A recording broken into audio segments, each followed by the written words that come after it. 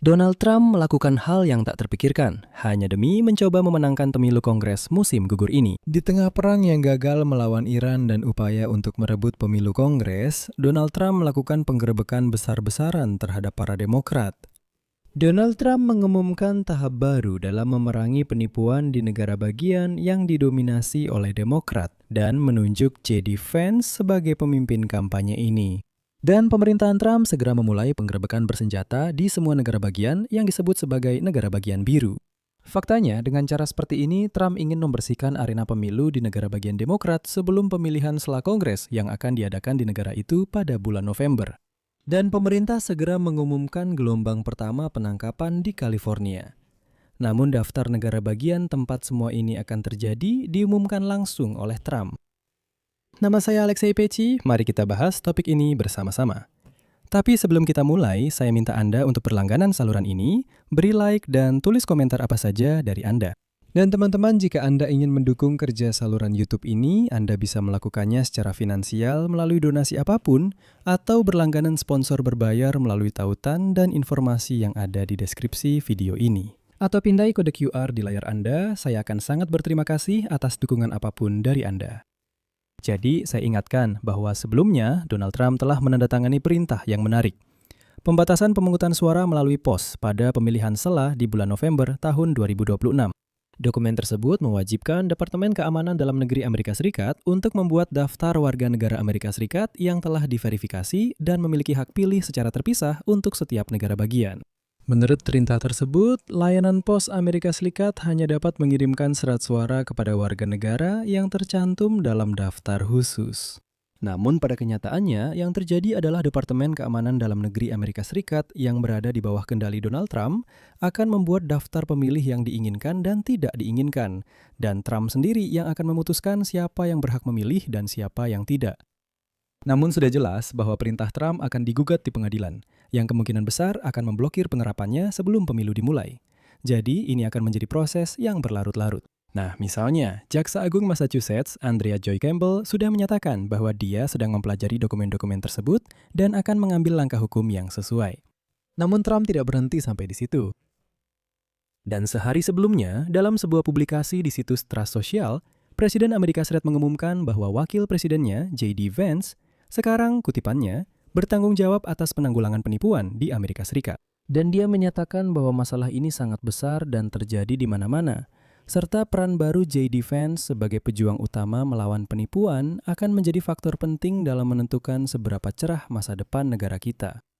Nah, tanpa memberikan bukti apapun, Trump menyatakan bahwa Vance akan fokus pada segala hal, tetapi terutama pada negara bagian di mana para politisi Demokrat yang korup melakukan pencurian uang pembayar pajak secara belum pernah terjadi sebelumnya. Perlu saya catat, Trump dengan jelas menegaskan bahwa dia akan berjuang melawan Demokrat. Bukan secara umum melawan penipuan, korupsi, atau pencurian uang negara. Tidak. Dia secara spesifik menyebut Demokrat. Nah, kalau kalian masih belum paham, akan saya jelaskan. Trump secara gamblang mengatakan, ada sejumlah negara bagian, ini negara bagian tertentu, di mana Demokrat berkuasa. Jadi, saya, seperti seorang raja, mengirimkan wakil saya ke sana yang harus menertibkan dan mengendalikan para Demokrat itu, dan menciptakan semua kondisi agar mereka tidak menang di sana. Jadi, Trump seolah-olah berkata, saya benar-benar tidak peduli bahwa para pemilih di negara bagian itu memberikan kekuasaan kepada Demokrat. Saya tidak peduli bahwa ada pemilih yang memilih Demokrat itu. Saya akan mengambil kekuasaan itu ke tangan saya sendiri, dan menjelang pemilu, saya akan melakukan segalanya untuk menjelekkan Demokrat itu. Trump menunjuk ke California, Illinois, Minnesota, negara bagian Maine, dan New York. Dan dia menyatakan bahwa skala penipuan, kutipannya, begitu besar sehingga jika berhasil, kita benar-benar bisa menyeimbangkan anggaran Amerika. Namun, seperti biasa, Trump sama sekali tidak memberikan bukti apapun. Dan Trump selalu lolos begitu saja dari semua ini omong-omong. Dan perhatikan, dalam daftar Donald Trump, tidak ada satupun negara bagian yang dikuasai oleh Partai Republik. Tidak ada satupun, benar-benar tidak ada. Bukankah ini merupakan motif politik? Ya, sepertinya begitu. Akhirnya, Trump mengumumkan bahwa ke semua negara bagian yang disebutkan tadi, dia kembali mengerahkan aparat penegak hukum bersenjata untuk melakukan razia yang ditugaskan untuk menangkap para Demokrat. Ngomong-ngomong, di Los Angeles, razia-razia ini sudah mulai dilakukan. Dan seperti yang dikatakan Trump, pada hari Kamis, pejabat federal mengumumkan penangkapan 8 orang atas tuduhan penipuan di bidang kesehatan dengan nilai lebih dari 50 juta dolar, sebagian besar di wilayah selatan. Dalam pernyataan dari Departemen Kehakiman Amerika Serikat disebutkan bahwa sebagian besar terdakwa, termasuk tenaga medis seperti perawat dan psikolog, diduga telah merencanakan penipuan terhadap program Medicare dengan mengelola hospice palsu, di mana orang-orang yang bukan berada pada tahap akhir penyakit digunakan sebagai penerima layanan.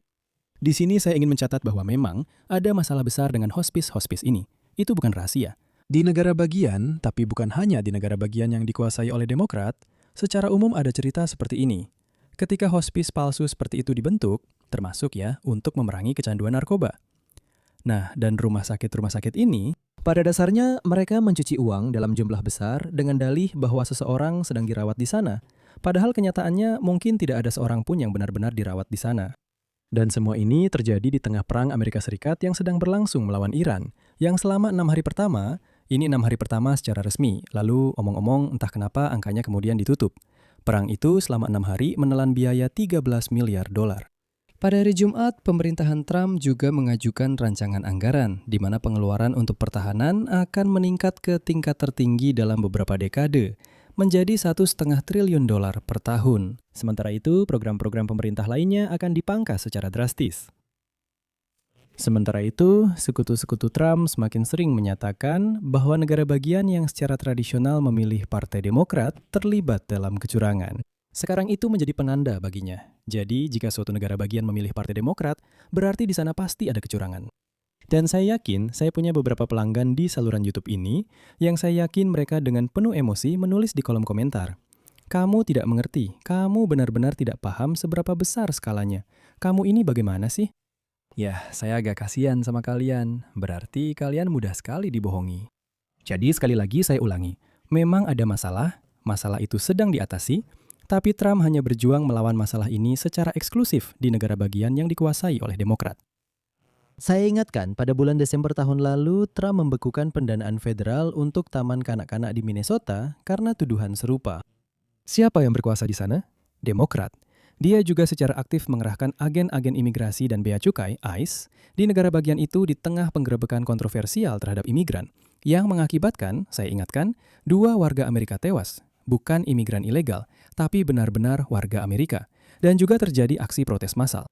Pada bulan Februari tahun ini, J.D. Vance mengumumkan bahwa pemerintahan Trump akan menangguhkan sementara penyaluran lebih dari 1,4 miliar dolar dari dana Medicaid ke negara bagian Minnesota. Sebagai bagian dari upaya untuk memastikan bahwa negara bagian tersebut menggunakan uang pajak rakyat Amerika dengan benar.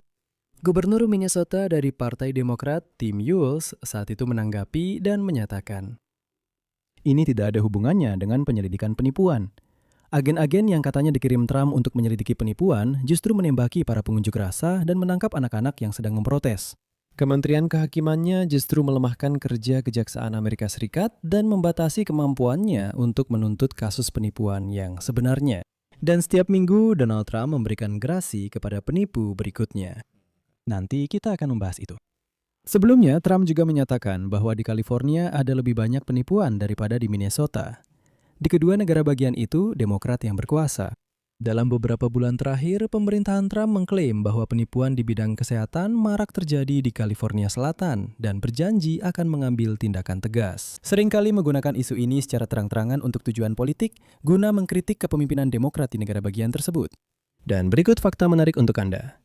Hampir semua kasus yang disebutkan oleh Departemen Kehakiman selama gelombang penangkapan itu terkait dengan California Selatan, di mana Partai Demokrat berkuasa. Sebagai tanggapan atas hal ini, Gubernur Gavin Newsom membela negara bagiannya, mengatakan bahwa California telah mengambil tindakan. Dia berkata, ya, kami sedang memerangi hal ini. Kami mencabut izin dari rumah sakit hospice itu, bahkan dalam jumlah puluhan. Rumah sakit hospice itu ditutup, investigasi sedang berlangsung, dan sebagainya. Tapi, selanjutnya saya akan mengutip pernyataan penting dari Newsom yang menjelaskan banyak hal. Administrasi Trump yang diisi oleh para penipu terbesar di dunia mencoba menyalahkan California atas masalah dalam program federal mereka. Senang melihat bahwa otoritas federal akhirnya mulai serius menangani penipuan dalam program-program yang mereka kelola sendiri hanya 15 bulan setelah Trump menjabat. Dan ini adalah klarifikasi yang sangat penting, tetapi pemilih biasa biasanya tidak mau repot menelaahnya. Masalahnya adalah semua tuduhan dari Donald Trump saat ini berkaitan dengan program-program yang sama sekali tidak dikelola oleh pemerintah negara bagian. Itu adalah kewenangan pemerintah federal. Program-program tersebut dikelola oleh pemerintah federal, tapi Trump seperti ini. Ya, pemilih tidak akan mau menelaahnya, saya akan bilang saja, ini salahnya Partai Demokrat di negara bagian ini. Хотя они не причастны к этому. Dan yang juga penting, sejauh ini belum ada satupun pengumuman besar dari Trump yang dibawa ke pengadilan. Semuanya hanya sebatas kata-kata. Lebih dari itu, Trump sangat aktif melawan Partai Demokrat yang menurutnya semuanya adalah penipu. Tapi ada fakta menarik. Sejak kembali menjabat sebagai presiden pada Januari tahun lalu, Donald Trump telah memberikan gerasi kepada puluhan orang yang dihukum karena kejahatan ekonomi, termasuk beberapa orang yang dihukum karena penipuan itu sendiri. Nah, saya rasa di sini ada sesuatu yang perlu dipikirkan. Di sini saya akan mengakhiri dengan tanda titik-titik. Pendapat dan kesimpulan Anda silakan tulis di kolom komentar di bawah episode ini. Jangan lupa subscribe channel ini, tekan lonceng, dan beri like. Dan jangan lupa juga untuk mengikuti kanal Telegram saya, Peci News. Linknya ada di deskripsi video ini. Di deskripsi juga ada semua cara untuk mendukung channel YouTube ini. Saya akan sangat berterima kasih untuk itu. Itu saja dari saya, jaga diri Anda, sampai jumpa semuanya.